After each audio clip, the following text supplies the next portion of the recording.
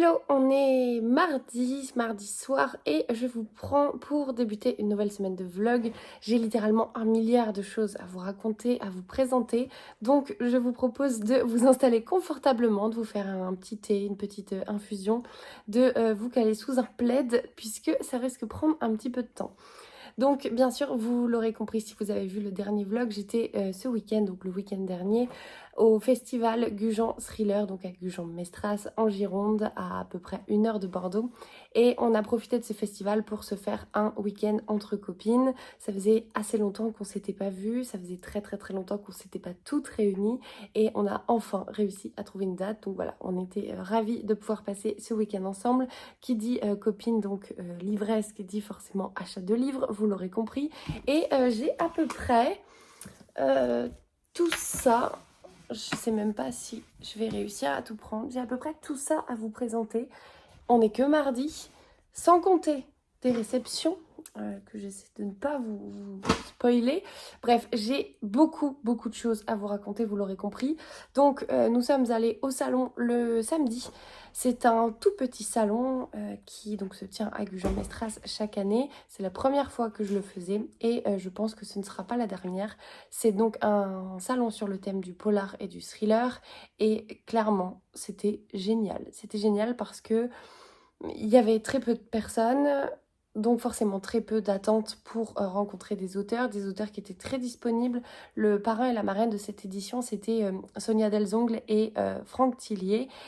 Et pour vous dire, j'ai fait d'autres salons, d'autres festivals. Je pense que vous aussi, si vous en avez fait, vous avez dû voir que quand Franck Tillier est là, ça fait partie des auteurs où il y a une queue juste interminable. C'est comme Virginie Grimaldi, c'est comme Bernard Minier. Bref, c'est des auteurs qui mobilisent beaucoup de monde. Et là, en fait, je ne suis pas allée le voir, mais j'aurais tout à fait pu aller le voir parce que devant moi, il y avait peut-être 8 personnes, 10 personnes. Enfin bref, quelque chose d'assez fou. Bien sûr, donc il y avait plein d'autres auteurs, des auteurs que je connaissais, d'autres que je ne connaissais pas. Et c'est assez rare, mais je me suis laissée tenter par beaucoup de lectures d'auteurs que je ne connais pas. Donc, ça veut dire que pour vous, je vais vous présenter des auteurs très nouveaux. En tout cas, très nouveaux pour moi. Vous les connaissez peut-être, mais je trouve ça chouette aussi de me dire que ça va me changer un petit peu de ce que je peux lire, des auteurs que je connais. Et c'est vrai que j'ai tendance à rester dans ce que je connais parfois. Donc voilà, je commence du coup tout de suite par vous présenter mes achats. Avant ça, en fait, je vais vous présenter, avant de vous dire ce que j'ai acheté sur le salon, je vais vous présenter du coup les livres que j'ai eu gratuitement. En l'occurrence, j'ai celui-ci, puisque donc en fait, vous avez le macaron ici offert. Livre offert pour 2 livres de poche achetés. Et donc bien sûr, quand vous comprenez tout ce que j'ai acheté, on a eu chacune à peu près 2 livres offerts. Donc ça c'est le premier, Le Chant de l'assassin d'Hergé Laurie. J'ai déjà 2 autres romans, je crois, d'Hergé Laurie dans ma palle, mais je n'ai pas encore lu cet auteur, donc ce sera l'occasion. Et ça se passe en 1972. En prison depuis plus de 20 ans, Evan Riggs, qui n'a jamais connu sa fille Sarah, confiée dès sa naissance à une famille adoptive. Le jour où son compagnon de cellule, un jeune musicien nommé Henry Quinn, est libéré, il lui demande de la retrouver. Mais lorsqu'Henry arrive à Calvary au Texas, le frère de Riggs, shérif de la ville, lui affirme que la jeune femme a quitté la région depuis longtemps et que personne ne sait ce qu'elle est devenue. Malgré tout, Henry s'entête. Il a fait une promesse, il la tiendra. Il ignore qu'en réveillant ainsi les fantômes du passé, il va s'approcher d'un secret que les habitants de Calvary veulent dissimuler à tout prix. Avec ce retour aux sources qui évoque par bien des aspects seul le silence, Hergé Laurie signe une œuvre magistrale et captivante d'une rare puissance. Et donc Seul le silence, je crois que c'est un roman que j'ai dans ma palle, donc voilà, il s'ajoute à la longue liste. Ça, c'était le premier. Le second, il est resté sur la bibliothèque. Il s'agit du livre sans nom, donc je pense que vous connaissez de nom. Une histoire qui se passe à Santa Mondega, pardon.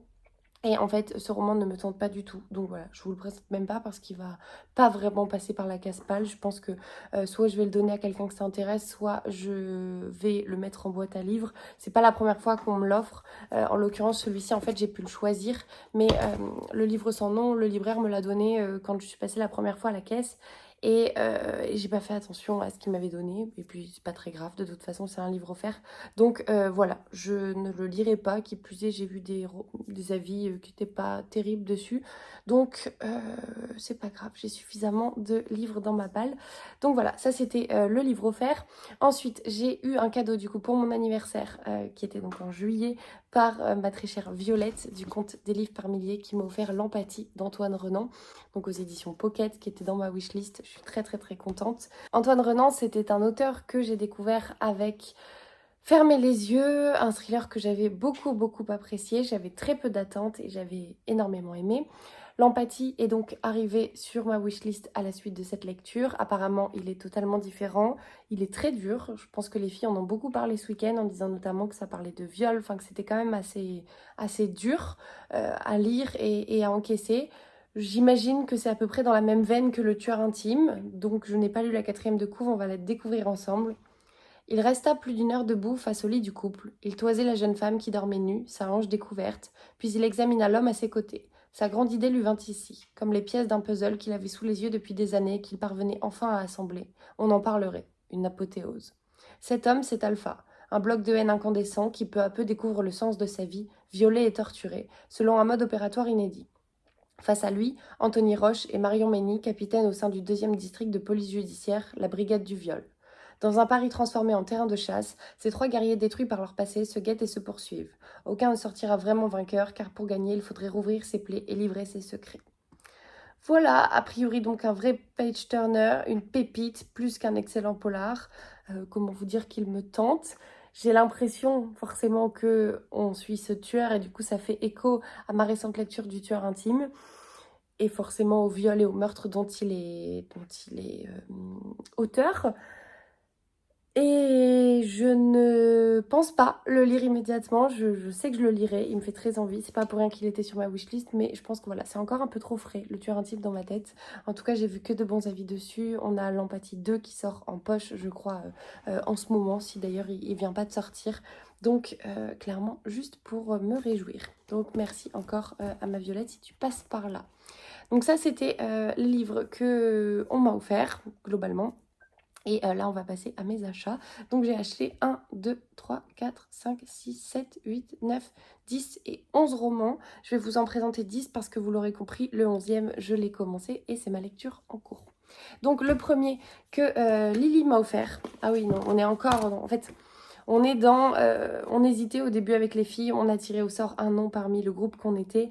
Et il fallait du coup chacune, soit qu'on s'oblige à acheter tel ou tel roman, soit qu'on s'offre un roman. Bien sûr, on a choisi la deuxième option. Et donc, Lily m'a offert Raison obscure d'Amélie Antoine, qui est une autrice que je ne connais pas. J'ai Un enfant sans histoire, son tout dernier roman que j'avais reçu en épreuve non corrigée dans ma palme, mais que je n'ai pas encore lu. Et donc, voilà, celui-ci, apparemment, c'est clairement celui qu'elle a préféré. Celui dont elle n'a pas arrêté de nous parler tout le week-end. Lily, si tu passes par là, voilà, je pense que j'ai compris qu'il fallait que je lise ce roman. Et donc, je vous lis la 4e de couve, qui est pas très très évocatrice. D'un côté, les Mariani, de l'autre, les Kessler. Pour les 2 familles, la même routine, l'ennui au quotidien, les voisins trop bruyants, la dépression qui rampe, l'adultère qui menace. Rien de bien grave en fait, mais pendant ce temps, on ne voit rien. On n'a rien vu, on n'entend rien, rien entendu. Il n'est pas de victime sans bourreau, ni de martyr sans silence. Voilà, comment vous dire que il me fait très envie lui aussi. Il fait... En fait, tout me fait envie. Donc, vous allez m'entendre dire ça à peu près 18 fois. Il fait 420 pages. Et je pense que je le lirai sans tarder. Alors, celui-ci, il est vraiment à mi-chemin. Je comprends pas, en fait, la charte de Pocket. Alors ça, c'est vraiment les nouveaux, c'est-à-dire que c'est brillant et on a le logo comme ça. Et alors celui-ci, me demandez pas pourquoi, sa couve est brillante, mais le Pocket est encore en bleu. Donc, il n'y a vraiment pas de cohérence. Je comprends pas. Voilà, donc bref, il me tente énormément, comme tous les autres. Ensuite, j'ai... Non, je vous dis une bêtise, je crois que j'ai acheté que 10 romans, en fait. Parce que du coup, j'allais vous parler de celui-ci. Il était dans la pile, mais en fait, non. Du coup, je fais une transition. Ça n'a aucun sens. Je l'avais commencé, j'ai décidé de le mettre en poche déjà en pause déjà d'un parce que les filles l'ont acheté, notamment Claire et Lily, je crois. Et donc, en fait, l'objectif, c'est qu'elles me rejoignent sur cette lecture. Donc, pour l'instant, voilà, je l'ai mis en pause et quand elles auront envie de le lire, je me joindrai à elles pour pouvoir le continuer. J'avais lu 90 pages, ce qui n'est pas énorme. Et j'aimais bien ma lecture, mais j'avais du mal à rentrer dedans. Et quand vous allez savoir ce que j'ai acheté, forcément, j'étais obligée de le commencer. Donc, c'est une parfaite introduction pour dire que je suis allée voir Cécile Cabannac, que donc j'ai acheté 2 romans à la base. Donc, celui-ci, en fait, c'est le premier d'une trilogie, Des poignards dans les sourires. À la suite, nous avons Requiem pour un diamant que j'ai déjà dans ma palle et qui était dédicacé, qui est donc le tome 2. Et donc forcément, il me manquait le tome 3. Le tome 3, c'est La petite ritournelle de l'horreur. Donc je ne vous lirai pas la 4e de couve parce que je n'ai pas envie de lire tout simplement cette intrigue et de me gâcher le suspense. C'est donc tome 1, tome 3. Le tome 2 est quelque part par là. Il a la couverture bleue de mémoire. Et on est sur une totale incohérence. Bref, c'est pas grave. Donc j'ai acheté celui-ci à Cécile Cabannac, qui me l'a gentiment dédicacé avec ces fameux ex-libris qu'elle met partout. Donc ça, c'est le premier. Et le second, en fait, j'étais partie pour n'en acheter qu'un. J'étais partie pour acheter que celui-ci. Et puis, le temps que les filles étaient en train de se faire dédicacer leurs romans, j'étais en train de regarder justement ces autres romans. Je suis tombée sur celui-ci. Et figurez-vous que l'histoire se passe en Dordogne. Alors forcément, j'étais obligée de l'acheter. Tuer n'est pas à la portée du premier venu, 2 fois, encore moins. Et pourtant, les découvertes des cadavres s'enchaînent dans cette maison de Dordogne. Suspense. L'un est celui d'une ex-flic talentueuse mais contestée, dont le sens de la justice la conduisait souvent à prendre des risques au mépris de sa propre sécurité. L'autre se dissout, à la cave, dans une cuve d'acide. Un meurtre suivi d'un suicide, c'est ce que veut d'abord croire le capitaine Brissot. Mais bientôt, dans le sillage de ses morts, d'anciennes affaires ressurgissent, affaires de sang, affaires de famille. Qu'est-ce qui fait qu'on bascule? Qu'est-ce qui fait qu'on tue? D'où vient ce chaos qui bouillonne dans nos veines? Et donc, il s'appelle Le chaos dans nos veines. J'aime énormément cette couve. Pascal était en train de le lire pendant le week-end où on était ensemble. Et elle disait qu'elle appréciait beaucoup sa lecture. Donc, voilà, je vous en reparlerai bien sûr. Ah oui, d'accord. Là, on est sur un ex-libris du cerveau et du cœur. Enfin, de l'artère aorte. Voilà. C'est bien, c'est particulier. Donc, il me tente énormément. Ça se passe à côté de Bergerac, je crois. Et vous savez que moi, j'adore les livres qui se passent en Dordogne, qui plus est quand ils sont écrits par des auteurs que j'apprécie. Ça, c'était les 2 achats auprès de Cécile Cabannac. Ensuite, nous sommes allés voir Mathieu Le Cerf, qui est un auteur que je ne connais pas du tout. Je n'avais jamais entendu parler de ses livres. Et du coup, j'ai acheté La part du démon, qui est donc le premier tome d'une trilogie. Je crois que c'est une trilogie. Si c'est pas une trilogie, c'est plus. Mais c'est au moins une trilogie.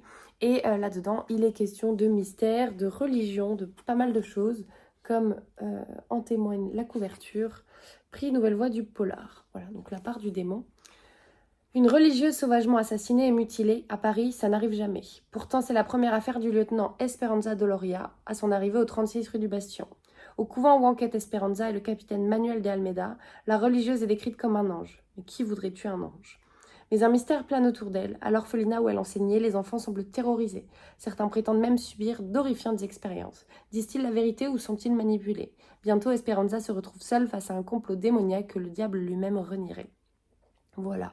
Moi, les idées de complot, de religion, etc., j'aime beaucoup. Ça me fait penser aussi à du Nicolas Beuglet dans l'histoire, dans la construction. Vous allez comprendre que c'est pas le seul dans mes achats. Donc, ce sera l'occasion de découvrir La plume de Mathieu Le Cerf, qui est d'ailleurs très sympathique. Ensuite, je suis allée voir, je vais pas les prendre dans l'ordre, je suis allée voir Jacques Saucé. Jacques Saucé, je suis totalement mauvaise élève parce que Jacques Saucé, ça fait à peu près 3 ans, 2 ans, que j'ai un de ses romans dans ma palle qui s'appelle Le Loupin, qu'il faut absolument que je lise, qui me fait d'ailleurs envie, mais que je n'ai pas encore lu. Et j'avais très envie d'aller prendre un livre à Jacques Saucé, d'autant qu'il a été, enfin son dernier roman, qui est encore en brochet, je n'ai plus le titre du roman dans... Non, j'ai plus le titre du roman en mémoire. Donc son dernier roman qui n'est pas encore sorti en poche mais qui va sortir en poche cette semaine a eu le prix lié au salon. Donc j'avais très envie d'aller le féliciter, d'aller le voir tout simplement parce que ça faisait assez longtemps que je ne l'avais pas vu et de lui prendre un roman. Et donc j'ai pris celui-ci qui s'appelle 7 13e ou 7 sur 13, je ne sais pas vraiment. C'est un tome 7, je crois. C'est pas du tout dans mes habitudes de lire une saga dans le désordre, mais vraiment, l'histoire de celui-ci me tentait beaucoup. Hiver 2015, durant l'absence prolongée des propriétaires, une villa de la banlieue parisienne est le théâtre d'un crime atroce. Mais lorsqu'il arrive sur les lieux, le capitaine Mann découvre avec effroi que le corps n'est plus reconnaissable. Pas de vêtements, pas de papier, l'identification s'annonce compliquée. Décembre 44, Londres. Un officier américain scrute avec inquiétude le brouillard qui plombe le ciel de l'Angleterre. Il projette de traverser la Manche au plus vite pour rejoindre la France, où il doit préparer l'arrivée prochaine de ses hommes. Le mauvais temps s'éternise, mais bientôt une proposition inattendue va faire basculer son destin. 70 ans plus tard, elle confrontera les enquêteurs du Quai des Orfèvres à l'un des mystères les plus stupéfiants qu'ils aient jamais rencontrés. Voilà, clairement. Quand il est question de l'année 1944, de tout ce qui tourne autour, et de polar, vous savez que généralement, ça me plaît beaucoup. Ensuite, nous sommes allés voir Laure Rollier. Laure Rollier qui est une autrice du coin. Je ne sais pas exactement où elle est, mais je sais que voilà, elle est pas très loin de Bordeaux et du sud-ouest. Et donc, c'était l'occasion de la rencontrer. Nous avons craqué toutes pour au moins un roman. On a prévu d'ailleurs de se faire une lecture commune entre nous, qui est, alors je ne sais plus lequel c'est, je crois que c'est L'Ombre du Lac. L'Ombre du Lac, donc de Laure Rollier aux éditions Moisson Noire. C'est un format poche, je vous le mets à côté, hein. Il fait la même taille qu'un poche. Oui, exactement la même taille d'ailleurs qu'un poche. Mais chez Moisson Noire, donc forcément, l'édition change. Comme chaque année, Valentine, brillante éditrice, vient passer les vacances d'hiver dans le domaine familial, niché au cœur d'un petit village de montagne. Là-bas, un manuscrit anonyme a été déposé à son attention. Valentine découvre avec effroi qu'elle est l'héroïne de ce thriller machiavélique dans lequel elle est assassinée à la fin. À Montuy, petit bourg d'un millier d'âmes où tout le monde se connaît, des secrets enfouis depuis plus de 20 ans vont alors refaire surface. Qui a écrit ce roman? Valentine doit-elle craindre pour sa vie? Que s'est-il réellement passé de l'autre côté du lac? Un huis clos haletant où la fiction se mélange à la réalité et dans lequel les mystères du passé viennent rattraper le présent pour le bouleverser à tout jamais. Donc apparemment, nous sommes sur un cozy murder. J'ai hâte de voir du coup ce genre écrit par une autrice que je ne connais pas. Et par contre, la mise en page mérite d'être soulignée puisque on est sur des romans très aérés avec des pages épaisses. Enfin voilà, je pense que ce sera très très très agréable à lire au format papier. Ça ressemble en tout cas dans la pagination à ce que peut faire Monsieur Toussaint Louverture. Et voilà, avec des livres qui sont rigides et qui sont très agréables à prendre en main. Donc ça c'est le premier, ce sera une lecture commune avec les filles. Et je me suis également laissée tenter par un autre de ces romans qui me tentait beaucoup, qui s'appelle Le disparu de Nantucket. Nantucket, j'imagine qu'on dit Nantucket. Alix, restauratrice franco-américaine installée avec sa famille sur l'île de Nantucket, voit sa vie bouleversée le jour où son mari David se volatilise dans la nature. Pourtant, la vie des Donovan semblait idéale sur cette île privilégiée de la côte est américaine. En France, Maxime, policier à la dérive, peine à se remettre de la mort brutale de son frère. Alors que tous les opposent, ces deux êtres tourmentés vont bientôt faire une terrible découverte. Un océan les sépare, un mystère les divise, un drame va les unir. Un cozy murder parfait, un huis clos palpitant entre mensonges et révélations.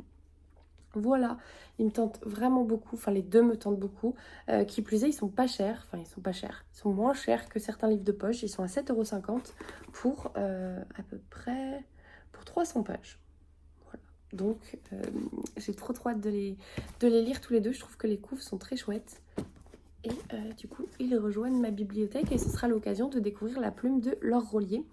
Et enfin, mon dernier achat avant de vous parler de celui que je suis... Non, pardon, j'en ai deux. Je vous dis n'importe quoi. Je sais pas par lequel commencer. Les deux sont des auteurs que je ne connais pas. On va commencer par Monsieur Franck Leduc, que nous sommes allés voir. Et en fait, je regardais du coup les différents romans qu'il avait écrits. Et j'ai vu que celui-ci... forcément avait une croix gammée, qu'il était question de machination, et donc j'ai lu la 4e de couve, ça a confirmé ce que je pensais, et bien sûr j'ai craqué en achetant ce roman. L'existence d'Alice, on est encore sur une Alice, était jusque-là exemplaire. Critique gastronomique pour les plus grands magazines, mariée à Vincent Chevalier, le célèbre romancier, elle filait toujours le parfait amour après 13 années de vie commune et 3 enfants, jusqu'à ce qu'apparaissent ces étranges brûlures sur son corps. Un phénomène que rien ni personne ne semble pouvoir expliquer, encore moins soigner. Sauf peut-être le professeur Stroutman, qu'elle consulte en désespoir de cause, qui la met sous hypnose et lui fait revivre le pire de ses cauchemars d'enfant, le calvaire de Lisa, une adolescente disparue en 1937. Reste à découvrir quel lien unit Alice à ce passé qui n'est pas le sien, sans que ni le professeur ni elle puissent imaginer combien ce qu'ils vont découvrir va modifier le cours de leur vie. Voilà, donc il est question d'histoire, de psychologie, de tout ce que j'aime. Et j'ai trop hâte de le lire. Ce sera également une lecture commune avec les filles d'ici la fin de l'année, je pense. Donc je vous en reparlerai. Il fait 428 pages. Et clairement, il me tente beaucoup. Franck Leduc, pareil, était très sympathique. Et j'ai hâte de découvrir ce qu'il écrit. Et enfin, on s'est laissé tenter par les conseils d'une, je ne sais plus comment elle s'appelle, je suis désolée, par les conseils d'une bénévole qui était présente sur le salon et qui nous a indiqué qu'une autrice irlandaise était présente avec sa maison d'édition, une toute petite maison d'édition qui est assez récente et voilà, que ce qu'elle écrivait était juste formidable. Elle avait 2 romans à nous présenter, un qui était déjà sorti, un qui va sortir, enfin qui était en avant-première du coup donc en France. J'ai opté pour le premier, pour celui qui est déjà sorti. Et pareil, ce serait une lecture commune avec les filles, puisque certaines ont même pris les 2. Et donc, j'ai cité Andrea Mara aux éditions Mera. Et le roman s'appelle Toutes ses fautes. C'est donc un best-seller du Sunday Times, lauréat du Ann Post Book Award. Voilà, il me tente énormément. Je vous lis la 4e. À Dublin, Marissa Ervin se présente au 14 Tudor Grove avec l'intention d'aller récupérer son jeune fils Milo, 4 ans, qui joue pour la première fois chez un élève de sa nouvelle école. Mais la femme qui lui ouvre n'est pas la mère qu'elle connaît, ce n'est pas non plus la nounou, et Milo n'est pas chez elle. Ainsi commence le pire cauchemar de tous les jeunes parents. Alors que la nouvelle de sa disparition fait écho dans la discrète banlieue de Dublin et qu'un suspect inattendu apparaît, des rumeurs se répandent autour des femmes les plus étroitement liées au drame. Car si une seule d'entre elles a pu enlever Milo, elles auraient toutes eu des raisons de le faire. Donc on est sur un thriller domestique et moi je me mets juste en fait à la place de cette femme en me disant, alors j'ai pas d'enfant, mais en me disant, tu poses ton enfant chez quelqu'un, chez un ami pour jouer avec ses parents et en fait quand tu reviens, la personne qui t'ouvre n'est pas un parent de cet enfant, ton enfant n'est plus là. Et je me dis mais comment tu réagis? Voilà, donc il y en a également un autre, celui-là déjà me tente énormément. Il y en a un autre qui, lui, traite, pareil, c'est un thriller domestique aussi, où je crois qu'on suit une mère et ses 2 filles. Elle va prendre le métro avec ses 2 filles, sauf qu'en fait, au moment de monter dans le métro, l'une de ses filles, ses 2 filles réussissent à monter dans le métro, mais pas la mère. Jusque-là, vous me direz, c'est déjà assez angoissant. Sauf qu'en fait, elle arrive à la station d'après. Elle s'imagine que ses enfants, ses deux filles, ont été prises en charge. Et elle a la très mauvaise surprise de ne retrouver que sa toute petite, son aînée, a disparu. Voilà. Clairement, les 2 pitchs me tentaient beaucoup trop. Mais j'ai dû faire des choix parce que tout simplement, c'est un budget aussi d'acheter des livres et qui plus est d'acheter des livres brochés. Mais je vais commencer par celui-ci et celui-ci me tente énormément. La maison d'édition du coup Mera, c'est une maison d'édition récente qui est lilloise, je crois, de ce que l'éditeur me disait. Et voilà, ils avaient l'air très sympathiques, ils ont l'air d'éditer des thrillers très très chouettes, donc je pense que c'est une maison d'édition sur laquelle je me pencherai parce que, en plus de ça, j'aime beaucoup du coup cette mise en page, ça fait très livre en VO en fait, livre anglophone. Voilà. Ça, du coup, c'était pour mes achats et je vais aller chercher de ce pas l'autre achat que j'ai commencé pour du coup faire une transition et vous parler de ma lecture en cours. Donc je pense qu'il n'y a pas beaucoup de suspense puisque je vous en ai déjà parlé notamment sur Instagram. J'ai posté une story. J'ai acheté en avant-première Souffre de Nicolas Druard qui était présent au salon. Il sort du coup cette semaine quand ce vlog sortira et il sera sorti. Et vous savez que Nicolas Druard est devenu en très très très peu de temps un de mes auteurs vraiment chouchou. Gus, fais pas tes griffes sur mon pied.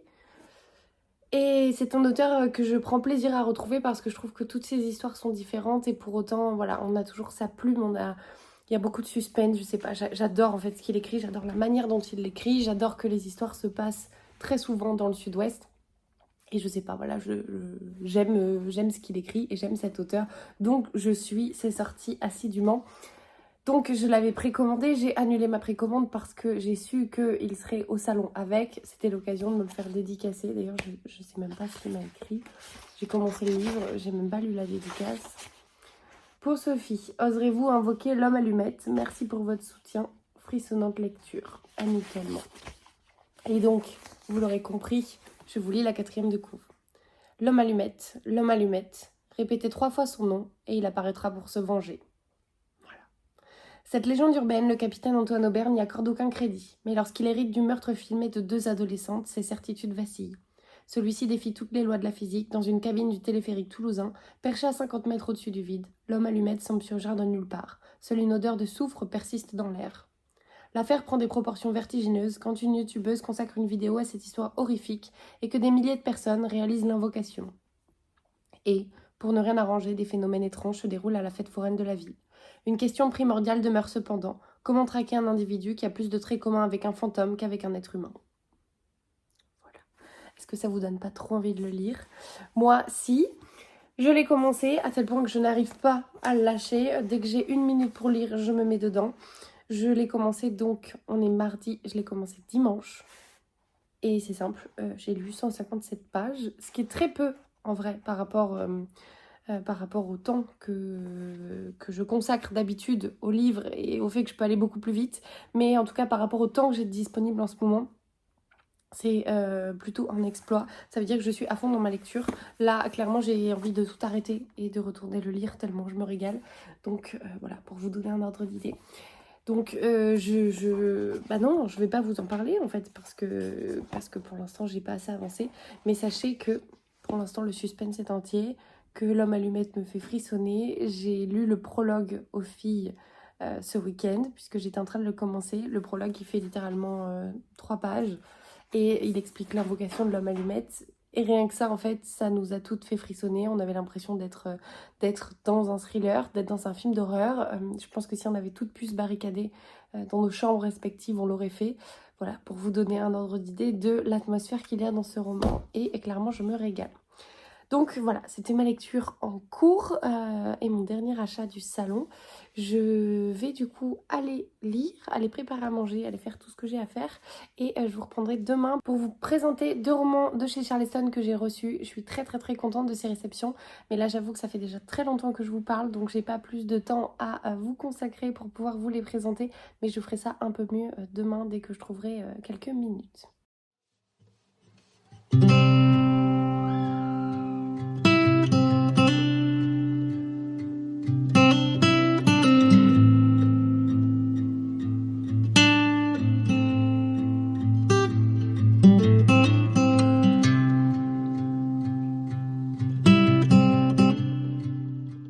Hello, on est mercredi soir et je vous prends enfin pour vous montrer donc les réceptions. Vous parler également de la lecture que j'ai terminée. Je me suis installée assez confortablement. J'avais rendez-vous chez l'ostéo aujourd'hui donc j'ai encore un peu mal partout. Enfin j'ai mal partout d'ailleurs. Et bref, donc voilà, je suis installée de la manière qui me convient le plus. On va dire ça comme ça. Je me suis fait également une infusion. Vous voyez à côté. Donc bref, je voulais du coup commencer par vous parler de la lecture que j'ai terminée. Ce sera une parfaite transition pour vous présenter la lecture d'après. Du coup, mon marque-page est encore dedans. J'avais pris cette lecture en audio sur Nextory, je vous en ai parlé dans le dernier vlog. Et ça y est, je l'ai terminé, donc embarquements immédiats pour Noël. C'était lu en partie par Karen Ponte et par une autre lectrice. Et j'ai beaucoup apprécié cette comédie de Noël. Je pense que si vous me suivez depuis un moment, vous savez que généralement, pour moi, les comédies de Noël, j'en lis assez peu. Je dois en lire, on va dire, 2 ou 3 par an. Et généralement qu'au mois de décembre. Et en fait, au fur et à mesure que les années passent, j'avance cette date. L'année dernière, j'ai commencé en novembre. J'en ai lu sur novembre et sur décembre, mais parce qu'en fait je savais qu'après j'étais en vacances et que potentiellement j'allais moins lire. Et c'est vrai que dès la fin de Noël, dès le 25 décembre, je ne peux plus lire de choses de Noël jusqu'à l'année d'après. Donc cette année, étant donné que je ne suis pas tellement dans un bon mood comme j'ai pu vous en parler, j'avais envie de légèreté, j'ai déjà envie de me mettre dans l'ambiance de Noël. Et donc voilà, je fais une exception, j'ai lu ce roman en septembre. Nous sommes actuellement le 3 octobre, le 2 octobre, même pas. Le 2 octobre et donc voilà, je l'ai terminé. Je me suis régalée. Donc dans cette histoire, on suit 2 sœurs, Maggie et Margot, qui sont donc jumelles, les jumelles Carpentier. Et cette année, pour leurs 35 ans, bref, pour leur anniversaire, leurs parents vont décider de leur offrir chacune le voyage de leurs rêves pour passer Noël dans l'endroit qu'elles rêvent de visiter. Donc Maggie souhaite aller en Laponie depuis des années et Margot, sa sœur jumelle, souhaite elle aller aux Seychelles. La particularité de ces jumelles, c'est que donc Maggie qui souhaite aller en Laponie, pour elle, le Noël idéal se passe sous la neige, avec voilà, le froid, tout ce qui va avec, les plaids, mettre des couches et des couches pour ne pas avoir froid. Tout ça, pour elle, ça fait partie de la magie de Noël. Là où sa sœur jumelle Margot est clairement à l'opposé. Pour elle, Noël, c'est la pire chose du monde si ça se passe dans un pays où il fait froid. Et au contraire, elle adore être sous les cocotiers. Donc, leurs parents vont leur offrir à l'une et à l'autre un voyage en Laponie et aux Seychelles.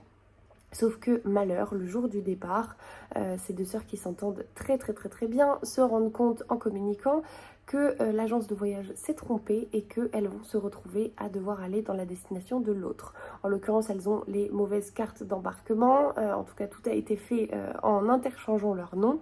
Donc bien sûr, elles vont chacune partir de leur côté et bien sûr leur voyage va leur réserver beaucoup de surprises. C'est léger, c'est drôle, ça fait du bien, c'est réconfortant. On a deux sœurs qui s'entendent très bien, mais que tout oppose un petit peu dans la vie, que ce soit par leur profession, par leur caractère, par ce à quoi elles aspirent, par les relations qu'elles entretiennent avec les gens. Et en fait, elles vont décider chacune de quand même faire ce voyage pour l'autre qui du coup rêverait d'être ici et ne peut pas y être. Et voilà, il y a un côté très réconfortant, c'est une lecture qui fait du bien avec la plume et l'humour de Karen Ponte que j'aime retrouver à chaque fois dans les comédies de Noël. Donc voilà, ça match également avec celui-ci et je suis très contente de l'avoir lu. J'ai d'ores et déjà du coup commandé le troisième tome de la saga Vous faites quoi pour Noël? On se marie, donc de Santal et de Sapin, qui est également écrite par Karen Ponte. J'avais lu les 2 premiers tomes, j'avais passé un bon moment, même si pour moi c'était pas... Enfin, j'avais passé un bon moment, mais je trouve qu'il y avait encore d'autres comédies de Noël qui étaient meilleures à mon sens. Et là du coup donc j'ai commandé le troisième tome parce que je me rends quand même compte qu'au fur et à mesure que les années passent, et ben en fait Santal et de Sapin, il y a quand même quelque chose de réconfortant. C'est un petit peu comme Valno avec Clarisse Sabar, qui est donc le lieu où se passent ces comédies de Noël. Et du coup ma transition est toute trouvée puisque j'ai reçu cette semaine de la part de Charleston le dernier roman de Noël de Clarisse Sabar qui s'appelle La douce magie de Noël. Donc avec cette couverture juste incroyable qui ressemble aux autres. Et ici donc nous serons de retour à Valno. Valno, c'est un village de montagne qu'elle met en scène depuis sa première comédie de Noël qui s'appelle La vie a plus d'imagination que nous ou La vie est belle et drôle à la fois. Je sais plus, l'un ou l'autre. Et donc en fait dans cette saga on retrouve sur les 2 premiers tomes on retrouve la même famille. Sur le 3e tome on suit quelqu'un d'autre qui est au village mais qui gravite en fait autour des mêmes personnages. Et ici normalement, si je me souviens de la fin du 3e tome, on va suivre un autre personnage, un personnage qui est secondaire dans le tome précédent, et ici visiblement ça va être son histoire. Donc je peux vous lire la 4e de couve, je pense, puisque à mon avis c'est écrit de manière à ce que ça puisse se lire indépendamment, même si ça reste bien d'avoir justement le fil conducteur. Dans le petit village de Valno, au cœur des Alpes, Emeline trépine d'impatience à l'approche des fêtes de fin d'année. Au programme, l'inauguration d'une magnifique grande roue sur la place du marché et le concours de la plus belle vitrine de Noël qu'elle aimerait bien remporter. Mais entre son job de serveuse à l'Edelweiss et un bébé qu'elle élève seule, les journées filent et les nuits sont courtes. Il ne manquait plus que sa mère débarque à l'improviste pour animer les tensions familiales. Et quand Théo, le séduisant journaliste qu'elle n'a pas revu depuis leur courte aventure un an plus tôt, fait son grand retour au village, le chaos est à son comble. De quiproquo en révélation fracassante, le réveillon de la jeune femme s'annonce très mouvementé, à moins que la douce magie de Noël ne vienne frapper à sa porte. Et je suis en train de vous dire une bêtise, parce que en fait il y a 5 tomes. Je suis allée les chercher parce que je me suis dit que ce serait plus simple de vous montrer comme ça. Donc celui-ci c'est le premier tome, La vie est belle et drôle à la fois, que moi j'ai en format poche. Ensuite on a La vie a plus d'imagination que nous, tome 2. Et dans ces tomes-là, on suit Léna. Voilà, Léna et sa famille. Pareil sur le tome 2, donc tome 1 et tome 2. Ensuite, nous avons le tome 3, où là, nous allons suivre Valentine, qui est un autre personnage qui se passe toujours à Valno. Et nous danserons sous les flocons, que j'avais vraiment beaucoup aimé. Mais pour tout vous dire, l'année dernière, donc, j'ai lu celui-ci, Sous un ciel étoilé, qui est le dernier... Non, pas l'année dernière. Celui-ci, c'est celui... Je suis en train de perdre la tête. Celui-ci, c'est celui que j'ai lu en tant que lectrice Charleston. Et il y a d'ailleurs peut-être mon avis. Non, il n'y a pas mon avis. Donc celui-ci, il est sorti en octobre 2022, donc il y a 2 ans. Effectivement, et l'année dernière, il n'y en a pas eu. Et donc celui-ci, c'est le tome 4. Et on retrouve... Non, on ne retrouve pas Valentine, mais on retrouve des membres de sa famille. Et en fait, j'ai lu celui-ci avant de lire celui-là. Voilà. Donc, forcément, il y a un lien. Forcément, il vaut mieux les lire dans l'ordre, mais ça ne m'a pas non plus dérangé. Et donc ici, nous découvrons le personnage d'Emeline que l'on a déjà rencontré de manière assez lointaine dans les autres tomes. Et voilà, je suis très très très contente, d'autant que c'est un clin d'œil à Emeline Loisier, donc de chez Charleston. Et voilà, donc Emeline, ma bichette, si tu passes par là, je suis heureuse de découvrir un roman qui te met en scène, même s'il n'y a que le prénom. Je pense que voilà, au niveau du caractère, c'est pas le cas. Bref, donc ça c'était la première réception Charleston. Je suis très très très contente. Et enfin l'autre, vous l'aurez compris, j'ai reçu le dernier roman de Lucinda Riley, sorti chez Charleston, donc La promesse cachée, qui me faisait très très très très très envie. Je n'ai pas besoin de présenter Lucinda Riley, je pense que vous savez que j'adore ce qu'elle écrit.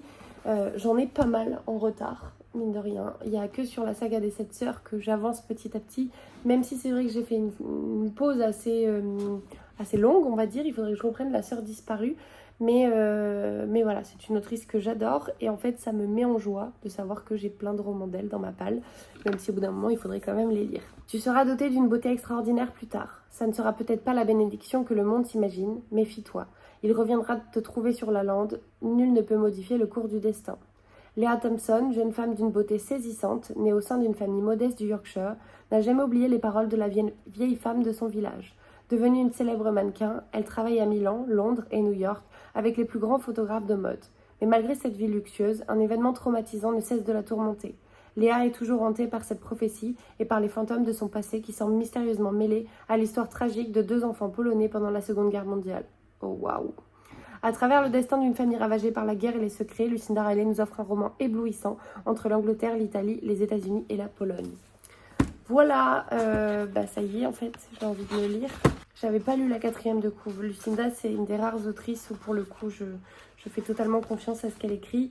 Et donc on a les lectrices de cette année qui ont dit... qui on a bien sûr, Alizée, un livre à Bordeaux. Lucinda Riley manie la double temporalité et les secrets de famille comme personne. Un must-read à se procurer de toute urgence. Les pages de Cynthia, le talent de Lucinda Riley n'est plus à prouver, surtout quand il s'agit de secrets et d'histoires de famille. Carnet littéraire, Lucinda Riley avait ce don unique pour tisser des intrigues captivantes, riches en émotions et en mystères. Sa plume nous transporte à travers les époques et crée des personnages profondément humains. Comment vous dire ?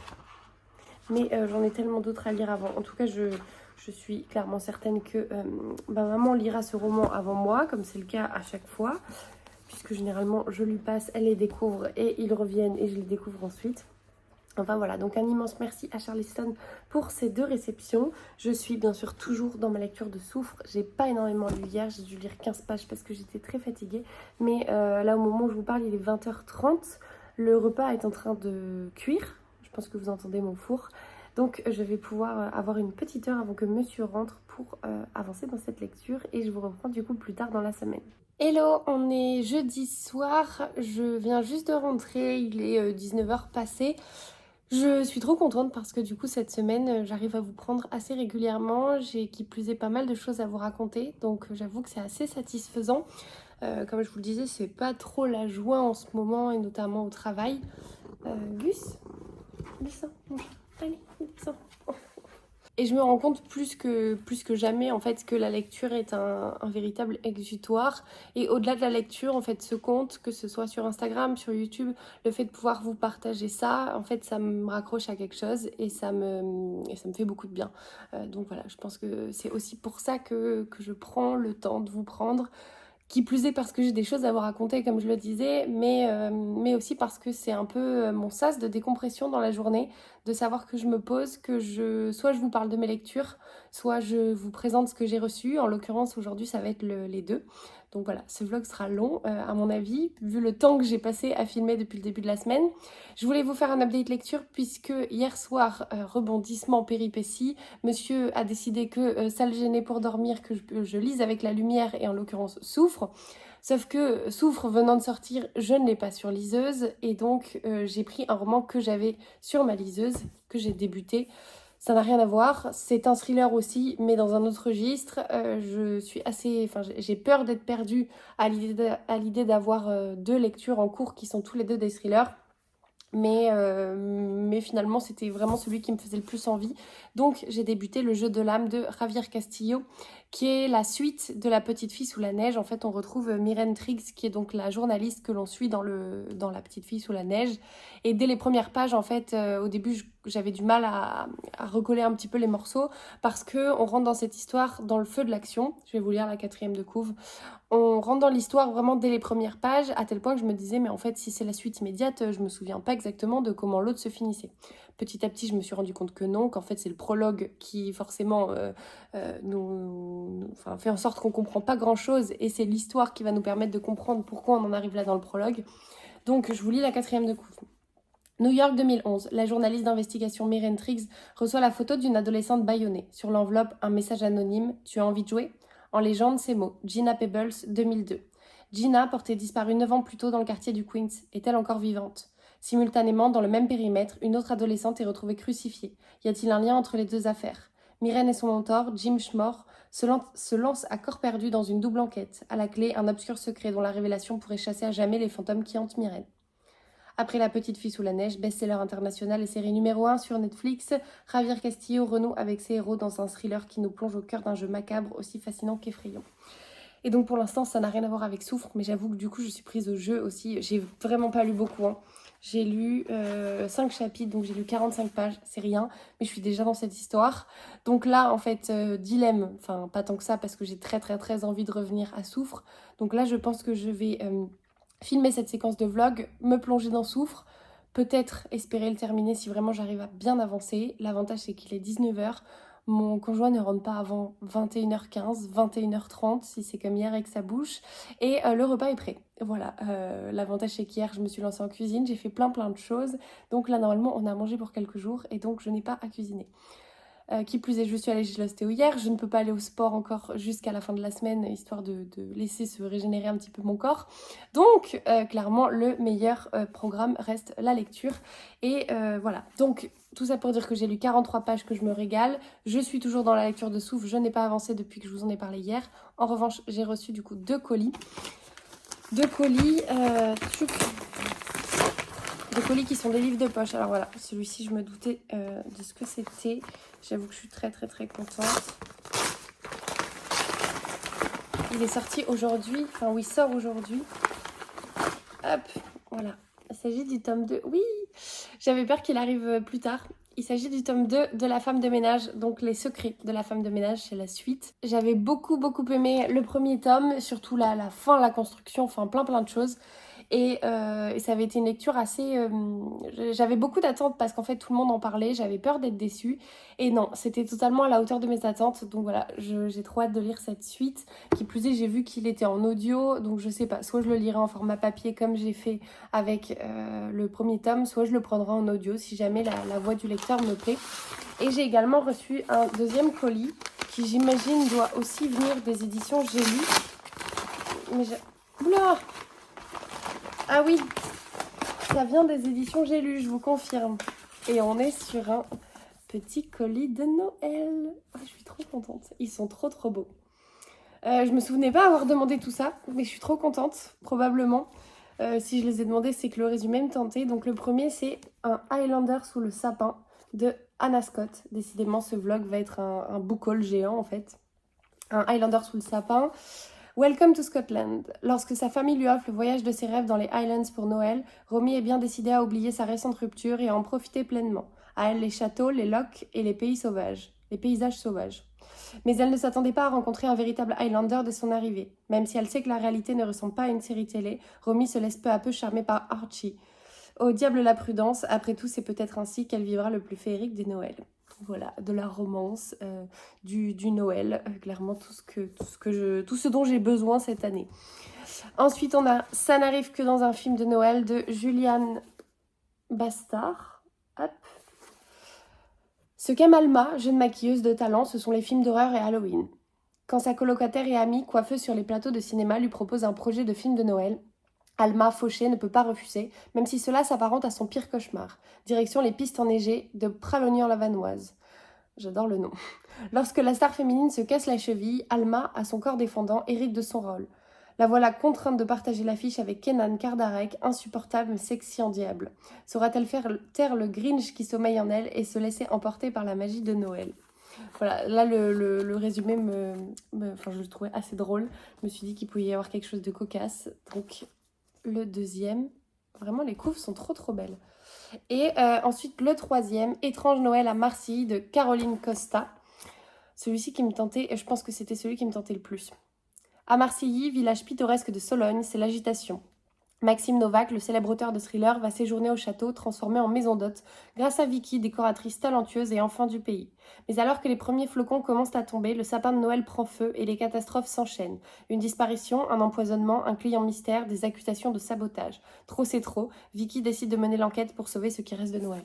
Donc visiblement, on est sur un cozy murder de Noël et clairement, c'est tout ce que j'aime. Je suis trop contente. En fait, je les avais choisis parmi la sélection de j'ai lu et j'avoue que je me souvenais plus exactement de ce que j'avais choisi, donc je suis trop contente de les voir arriver.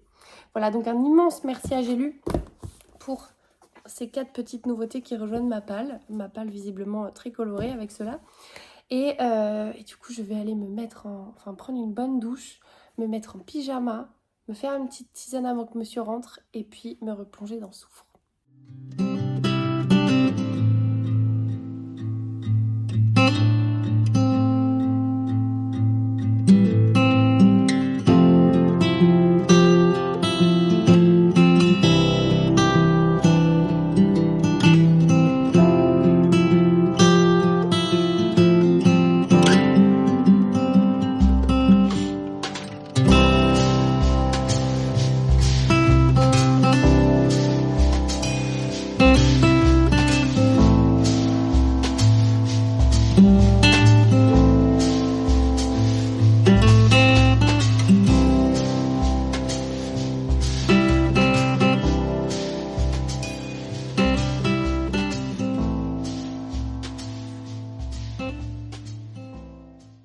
Hello, on est dimanche, j'espère que vous allez bien, je vous prends pour clôturer cette semaine de vlog.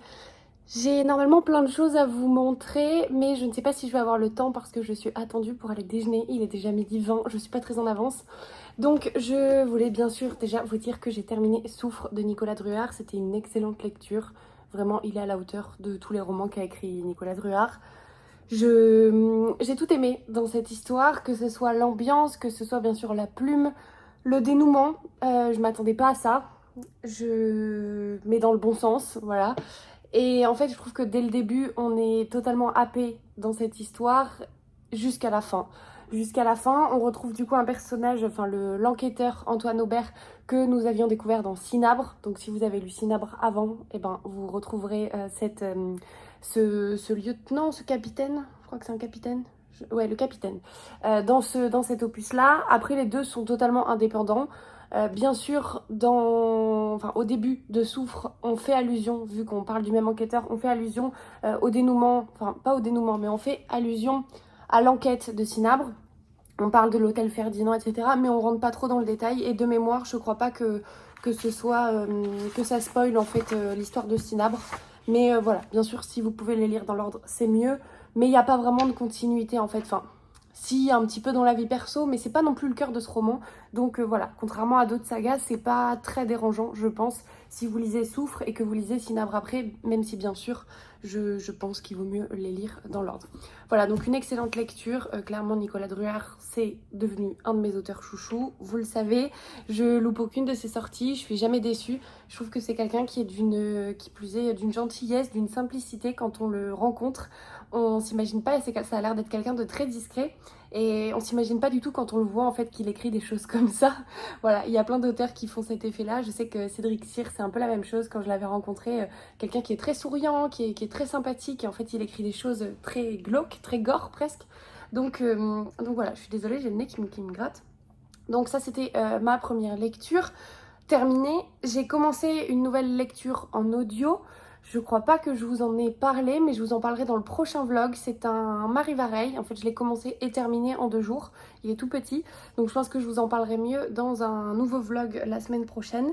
En revanche, je voulais vous montrer une réception, puisque hier, j'étais très heureuse. En fait, hier matin, donc j'avais le book club des Bordelaises. On était en tout petit comité, on était 4, et je crois d'ailleurs que je vous ai même pas filmé de séquence à ce moment-là. Et en librairie, donc j'ai vu que le dernier Lisa Jewell était sorti. Et la veille, je crois, j'avais été contactée par les éditions Bragelonne pour justement me proposer de le recevoir, donc Bragelonne Hauteville. Et donc bien sûr, j'ai répondu que j'étais intéressée et je ne m'attendais pas à le recevoir aussi rapidement puisque hier, dans ma boîte aux lettres, j'avais donc Rien n'est vrai, le nouveau roman de Lisa Jewell, la queen du thriller domestique que j'aime énormément.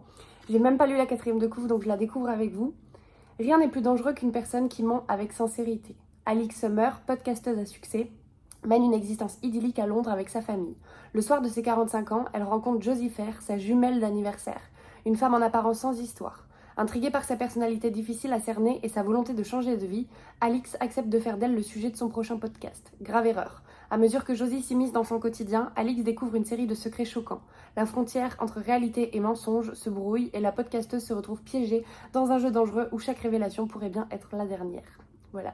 Meilleur suspense de l'année selon Bookseller, meilleur thriller 2023 selon Goodreads, meilleur roman de l'année dans la catégorie crime et fiction au British Book Awards 2024 et Gillian McAllister qui dit un roman trouble où personne n'est ce qu'il semble être. Jewell confirme ici sa position de reine du suspense psychologique. Voilà, ce n'est pas moi qui le dis, j'ai trop hâte de le lire. La couve est trop canon, je trouve, très oppressante mais très canon. Donc voilà, donc un grand merci à Hauteville pour cette nouveauté que j'ai hâte de découvrir et dont j'ai hâte de vous parler. J'ai également du coup acheté 2 romans hier en librairie. C'était pas du... Enfin, il y en a un qui était un peu prévu, l'autre était pas du tout prévu. Vous allez vite comprendre pourquoi. Donc, tadam. Je vais commencer par le premier, celui qui était prévu, qui était dans ma wishlist. Donc, il s'agit de La mort en blanc de Ragnar Jonasson. Il s'agit de son nouveau roman qui était dans ma wishlist depuis sa sortie. Donc, je suis passée en librairie, j'ai vu qu'il y était, j'ai foncé. Un ancien sanatorium, un meurtre inexpliqué, 4 suspects et une affaire jamais classée. 1983, un ancien sanatorium à Akureyri, petite ville du nord de l'Islande, est le théâtre d'un drame. Une infirmière est retrouvée assassinée, les 2 doigts d'une main sectionnés. Quelques jours plus tard, le corps sans vie du médecin en chef est découvert au pied du bâtiment. 2012, 3 décennies ont passé, le mystère reste entier. LJ, jeune criminologue à Reykjavik, se penche sur ces affaires non résolues.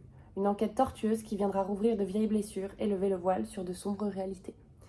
Voilà, donc il me tente beaucoup. Et du coup, j'ai très envie... Non, je me demandais s'il y avait un lien avec Reykjavik, justement, que j'ai dans ma palle aussi, qui avait été coécrit avec la première ministre d'Islande. Et non, a priori non, donc voilà. Je sais pas si c'est celui-ci, le prochain que je lirai de Ragnar Jonasson, ou si ce sera l'autre, puisque donc j'ai Reykjavik, et j'ai également d'autres romans de la série Harry Thor. Il doit m'en rester 2, je crois, à lire, quelque chose comme ça.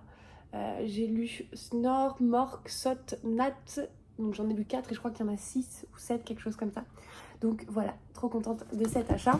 Et sinon, j'ai acheté un autre roman qui n'a absolument rien à voir, qui va totalement me sortir de ma zone de confort, mais je suis une victime de l'influence, et en l'occurrence de l'influence de mes copines, puisque le week-end dernier, les filles parlaient de Morgane Moncomble. Donc j'ai acheté le premier tome, Un automne pour te pardonner, de cette saga de New Romance, qui n'est pas du tout mon genre, je pense que vous le savez si vous regardez ces vidéos. Donc c'est publié chez Hugo.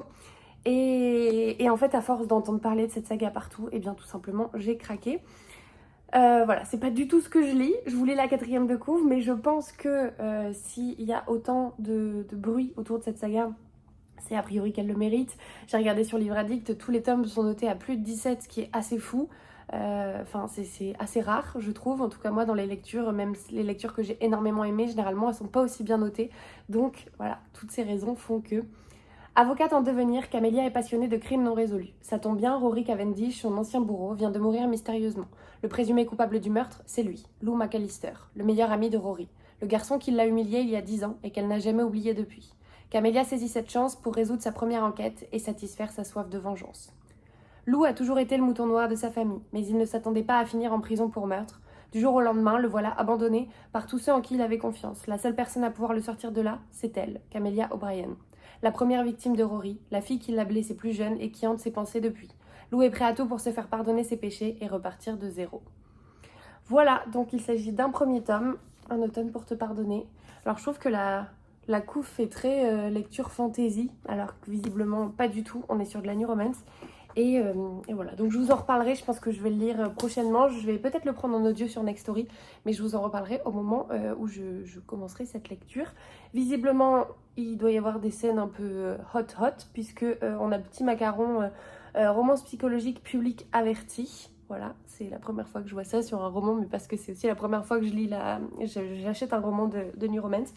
Donc voilà, je vous en parlerai bien sûr très vite. Et du coup je m'arrête là pour cette semaine de vlog. J'espère que vous avez passé un agréable moment en ma compagnie. Je pense que ça faisait très longtemps que je vous avais pas fait un aussi gros book haul. Donc j'espère que vous avez trouvé de nouvelles références, en tout cas de nouvelles lectures qui vous tenteront. Si c'est le cas, dites-le moi. Bien sûr, je vous mets du coup la liste de tous les romans dont je vous parle en description comme d'habitude. Et comme toujours, je vous souhaite une très belle semaine, de très belles lectures, de très belles découvertes. Et je vous dis à la prochaine.